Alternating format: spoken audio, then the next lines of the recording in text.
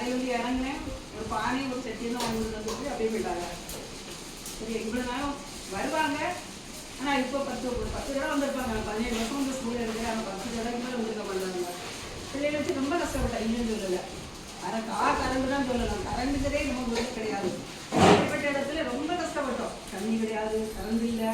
பிள்ளைகளுக்கு பஸ் வசதி இல்லாததுனால நான் இங்கே தங்க வேண்டிய சூழ்நிலை. டாய்லெட் வசதியே கிடையாது. எல்லாரும் கேட்பாங்க, எப்படி டீச்சர் அந்த ஊரில் இருக்கிறீங்க அப்படின்னு. முருகசாரெலாம் கேட்பாங்க, முரட்டு சொல்ல மாட்டேன். இல்லை சார், முரட்டு சொல்லப்படே கிடையாது. மக்கள் பேரை தான் நீங்கள் சொல்றீங்க. மக்கள் நல்ல மக்கள், ஏன்னா நல்ல மக்களாக இருந்ததுனால நம்ம 17 வருஷம் இந்த ஊரில் இருக்க முடிஞ்சது. சரிங்களா? ஏன்னா அங்கங்கே தொந்தரவும்பாங்க. நம்மளை வந்து யாருமே தீர்ந்தது கிடையாது. இதனால் ஒருவேளை நம்மள முரட்டு பணமாக இருக்கலாம். நான் வந்து சார் சொன்னது போல, நான் எல்லாரும் டீச்சர் சொன்னது போல கோவப்படுவேன் சார், நான் இல்லைன்னு சொல்லுவேன். ஏன்னா நான் வந்து காலேஜ் முடித்தேன், 10th முடித்தேன், 12th போக வேண்டாம் அப்படின்னு சொன்னாங்க எங்கள் அப்பா. +2 முடித்தேன். திரும்ப வந்து பேருக்கு முன்னாடி ஒரு டிகிரி போடணும், நம்மள படிக்கணுமே அப்படின்னு சொல்லிட்டு தான் டிகிரி முடிச்சாத்தாங்க. முடிக்க முடியல, 2 பேரும் இருந்து போயிட்டாங்க. 6 பிள்ளைங்க, எல்லாரையும் நான் தான் வளர்த்தேன். எல்லாருமே நல்லா இருக்கிறாங்க. 38 வயசுல நான் கல்யாணம் பண்ணிட்டேன். கல்வி சம்மந்திருப்பேன், மம்மி சம்மந்திருப்பேன், சின்ன பிள்ளை வாங்கிட்டு இருக்கிறேன், கலவரிச்சிருக்கேன், 40 வச்சிருக்கேன். எவ்வளோ கஷ்டப்பட்டீங்கன்னு தெரியும். நீ நல்லா இருக்கிறேன். ஏன்னா நான் உழைப்பு பிள்ளையும் இவன் தான் படித்தா, அடைக்கலாம தான் படித்தா. பிள்ளைய வந்து அந்த ஸ்கூல் டீச்சர் பிள்ளை அந்த ஸ்கூலில் படிச்சுட்டு அந்த பிள்ளைய எல்லாரும் என்கரேஜ் பண்ணுவாங்க. நீ ஃபஸ்ட்டில் வந்துடுறேன். ஆனால் ஒரு சார் மட்டும் அவருக்கு பாடம் எடுக்கவே இல்லை. ஆனாலும் அவர் மட்டும் அவரை என்கரேஜ் பண்ணுவார், நீ ஃபஸ்ட்டில் வந்துடணுமா அப்படின்னு. ஆனால் அவருக்கு இரட்டை அவங்க சார் சொல்லுவார், ஒன்றும் அவங்க பொண்ணு படிக்கவே மாட்டாங்க சார், நீங்கள் வந்து அவள் அப்படி சொல்லாங்க. என் பொண்ணு பப்ளிக்கில் ஃபஸ்ட்டில் வருவாங்க, அதே போல் பப்ளிக் ஃபஸ்ட்டில் வந்தாள். இன்றைக்கி அதுக்கு மேலே படித்தா, நாங்கள் படித்தா நல்லா படிச்சிட மாட்டோமா, நான் வந்து ஊரே படிக்கிறேன் அப்படின்னா சரின்னு +2 +1 கட்டேன். அப்படி கூடவே இருந்தா. நான் வந்து அவளால் திரும்பி அவருக்கு காசு முடியல, உடனே ரொம்ப கஷ்டப்பட்டா. +1 அவளால் படிக்கவே முடியலை. பால் கட்டணம் போட்டு தான் பப்ளிக் வச்சாங்க. அப்பவும் ஃபுல்லாக 5th ரேங்க் வந்தா. 12th அதே போல் வந்தா.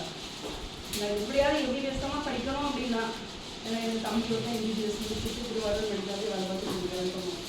கூட வந்த சகோதரன் இத்தனைக்கும் அம்மா அப்பா இல்லை.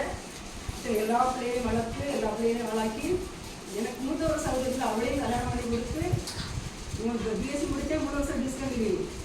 கடவரிக்கை 4 வரைக்கும் தான் போயிட்டு இருந்தேன். நான் எனக்கு கஷ்டத்தில் பிள்ளைகிட்ட சொல்லுவேன், எப்பவுமே பிள்ளைகிட்டே டீச்சர் வீட்டுக்கலையே கஷ்டப்படுற போல நினைச்சாலுமே நான் பயப்பட மாட்டேன். ஏன்னா வந்து எனக்கு என்னை போல கஷ்டப்பட்ட பிள்ளைங்க, என்னை போல நல்லா வரணும்னு இடத்துல எல்லா பிள்ளைகளும் நான் என்கரேஜ்மெண்ட்டாக சொல்லுவேன். 3 வருஷம் டிஸ்கண்டினியூ பண்ணிட்டு கடவரிக்கை 4 வரைக்கும் போயிட்டு இருந்தேன். திரும்ப எங்கள் காலேஜ் ப்ரொஃபஸர் சொன்னீங்கம்மா எம்எஸ்சி கூட கேட்கறதுக்காக தான் வந்திருக்கலாமே அப்படின்னு. நெக்ஸ்ட் டே போய் காலேஜ் சேர்க்கும்போது அவங்க கிட்ட போனேன், எனக்கு படிச்சது 6th வந்து உனக்கு எனக்கு உடனே அட்மிஷன் பண்ணிட்டாங்க. இல்லை எப்படி நீ அப்ளை பண்ணவே இல்லை, எப்படிமா தர்றது அப்படின்னாங்க. திரும்ப வந்தோன்னா ஆரம்பிச்சுடுறேன். இந்த காதலுக்கு இதே ரிங்க தான் 500 ரூபாய்க்கு அடகு வச்சு ஃபீஸ் கொடுத்து வந்து சேர்ந்தேன். எம்எஸ்சி அப்ளை பண்ணி இப்போ ஃபோன் பண்ணி எப்படிமா நீ படிச்சிருக்கோம் 3 வருஷம் படிக்கவே இல்லையே, அதில் உள்ள வீட்டு பேருக்குமே சொல்லிட்டாங்க. செமினார் எடுப்பேன், எனக்கு மட்டும் மார்க் போட மாட்டாங்க. யூனிவர்சிட்டி வந்து எனக்கு அந்த அவங்க எடுத்த 2 சப்ஜெக்ட்லேயே புதுசு மார்க் எடுக்கணும். எல்லாத்துக்கு எவ்வளோ நான் தாழ்த்தப்படுறோம் அந்த அளவுக்கு நான் வந்து உயர்ந்தேன். நமக்கு சொல்கிறாங்க அமுக்கிற வேலை எவ்வளோ அளவுக்கு நம்ம அதுக்கு அமுக்கிறோமோ அந்த அளவுக்கு உயர வரோம். அதே போல் நான் நிறைய இடத்துல நான் வேலை பார்த்த ப்ரைவேட் ஸ்கூல், நான் ப்ரைவேட் ஸ்கூலில் நிறைய வேலை பார்த்துருக்கேன். 14 வருஷம் மெட்ரிகுலேஷன் வேலை பார்த்துருக்கேன். இது ஒரு பேப்பர் திறந்தோட பட்டு எடுத்துக்கொண்டு டஸ்ட்டில் போடணும். ஏன்னா அந்த அடுத்த நாள் காலையில் கேட்பாங்க எந்த கிளாஸ் அடிக்க கூப்பிடக்கூடாது, எந்த கிளாஸில் எடுக்கணும், அந்த கிளாஸுக்கு கொடுத்து திட்டுவாங்க. நான் பழகின விதம், நான் வேலை பார்த்து வந்த விதம் அப்படி இருந்தேன்னா நம்ம இந்த டீச்சர்ஸ் எல்லாம் கோவப்பட்டு இல்லைன்னு சொல்லலை. ஏன்னா மறுபடியும் பேப்பர் கிடப்போம், அப்படியே தருவாங்க. டாய்லெட் நான் வந்து உள்ளே போனால் அப்படியே அவ்வளோ அசிங்கமாக கிடப்போம். சொல்லிட்டே போவாங்க, டீச்சர் கலர் டீச்சர் என்னடி தெரியல யார் பண்ணாதில்ல அசிங்கமாக. உடனே நான் போய் தண்ணி ஊற்றுவேன். இப்போ கழுவருக்கு ஒருத்தி போட்டுட்டு அந்த அம்மா தண்ணி மட்டும் ஊற்றிட்டு வருவாங்க. மஞ்சள் கலர் பிடிச்சி கிடந்து நான் வந்து கழுவி இந்த கிளாஸ் வந்து எப்படி வந்து தெரியலாம். அதாவது நெல் பேர் இருக்கா அந்த அளவுக்கு தான் வச்சுருக்கேன். குண்டு குழிமாக கிடந்து கொரோனா காலத்தில் நான் வந்து திருச்சியில் போய் தான் டைல்ஸ் வாங்கி வந்து 10 மணி நைட் 10 மணி நேரம் நான் நின்று போட்டேன். 2 கிளாஸுக்கு டைல்ஸ் போட்டேன், 8 மணி டைல்ஸ் போட்டேன். இன்றைக்கும் அவங்க என்ன காசு வந்து என்கிட்ட வந்துடுவாங்க. நம்பிக்கைன்றாங்க. நீங்கள் தந்தாங்கன்னா உடனே மட்டும் வாங்கி கொடுத்து அவங்க போய் அடுத்தாலே பில்லை கொண்டு கேட்குறாங்க. அந்த பைசா எங்கே நிற்கவே செய்யாது. நம்பிக்கையாவே சொல்லுறது ஒரு பைசாவை நிறைவேற்றிட்டாங்க. இவங்களுக்கு எல்லா கணக்கையும் கரெக்டாக குடிச்சிட்டு வந்துடுது. சாரி வந்து எல்லாம் எங்கே இருக்குன்னு பார்த்துட்டு எல்லாம் கரெக்டாக குடிச்சிட்டு வருது. இங்கே வந்துட்டு சீக்கிரம் அதை கொண்டு போயிட்டா இதை கொண்டு போய் யாரும் முதல்ல கம்ப்ளைண்ட் பண்ணி வைக்கிறாங்க. இன்னைக்கு நம்ம கோவம் தான் இல்லைன்னு சொல்லி எல்லாருமே கோவப்பட்டேன். உங்களுக்கு அப்படித்தான் இருந்தது இல்லைன்னு சொல்லலை, கோவப்பட்டேன். ஆனால் நாளையிலிருந்து எல்லாருக்கும் ஒரு நன்றி அழுத்து நன்றி எல்லாரும் வைக்கணும் அப்படின்னு யோசிச்சுதான் தரிசாவுக்கு ஃபோன் அடிக்கலான்னு இருக்கும்போது அவங்க திரும்பி அடிச்சிருந்தாங்க. வரவே நாங்கள் பணம் தான் சார் யாரையும் அதெல்லாம் நான் சொன்னேன் இல்லைன்னு சொல்லலை. சரியா நேரத்துக்கு திடீர்னு அவங்க சமைச்சாங்க. அவங்ககிட்ட நான் எதிர்பார்த்தேங்க சத்தம் பண்ணி ஏன்ட்டு நாளைக்கு மொத்தமாக இல்லாமல் வச்சுருக்கேன். நான் அப்படின்னு சாயங்காலம் விட்டு எல்லாரும் நாளைக்கு காலையில் வந்துடுவாங்க. அதுக்குள்ள அப்படிங்க நான் வந்து வேலை உழைச்ச உழைப்போ என்ன தெரியும். என் பிள்ளைங்க வந்து பணம் கிடைச்சு பிஎஸ்சி அக்ரினா 80% மார்க் எடுத்து அவன் நல்ல போய் பார்த்து வந்துட்டான். இப்போ பையன் 3rd இயர் தான். அதனால அவன் வந்து ஒரு பெரிய ஃபாரின் கம்பெனியில் கேம்பஸ் இன்டர்வியூல அவன் செலக்ட் ஆகிட்டான். அப்போ வந்து இதெல்லாம் வந்து நான் வந்து எனக்கு தெரியும் சொல்லுவாங்க.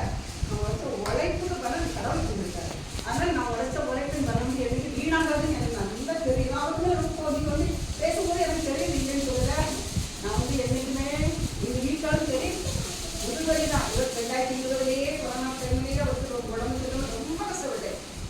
வாழ்வாரா உழைப்பாளர்கள் இருக்காங்க நிலையிலே தான் நான் ரொம்ப கஷ்டப்பட்டேன். எல்லாத்தையும் விட்டுட்டு இவர்கிட்ட போயிடு எதாவது பார்த்துக்கன்னு சொல்லி அழுவார்.